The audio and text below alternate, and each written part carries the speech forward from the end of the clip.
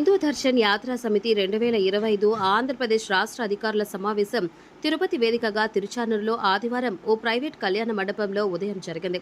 ఆంధ్రప్రదేశ్ రాష్ట్ర incharge Purnachandra Goud media సమావేశంలో మాట్లాడుతూ సింధు దర్శన్ యాత్ర ఆంధ్రప్రదేశ్లో తిరుపతిలో జరగడం చాలా సంతోషంగా ఉంది అంటూ సింధు యాత్ర అన్నిటిలో చాలా ప్రత్యేకం. భారతదేశంలో ప్రతి రాష్ట్రం నుండి జూన్ 23వ తేదీ వరకు 5 రోజులు జరుగు సింధు దర్శన్ యాత్ర ఆంధ్ర రాష్ట్రం నుండి 200 మంది యాత్రకు వెళ్లినట్టు తెలిపారు.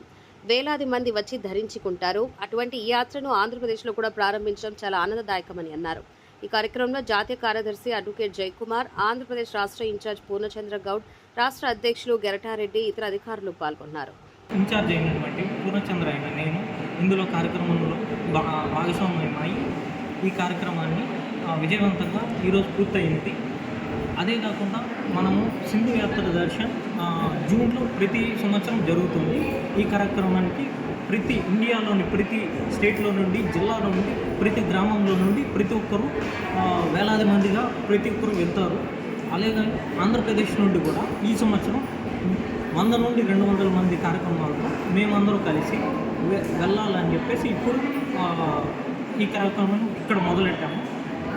దీంతో పాటు ఆంధ్రప్రదేశ్లో నుండి ప్రతి జిల్లాలో నుండి, గ్రామాల్లో నుండి ప్రజలను అందరినీ కలుపుకొని ఈ సింధు యాత్ర దర్శనానికి మేము కూడా ఇక్కడి నుండి వెళ్ళాలని మొత్తం కార్యక్రమాన్ని రూపొందించాము.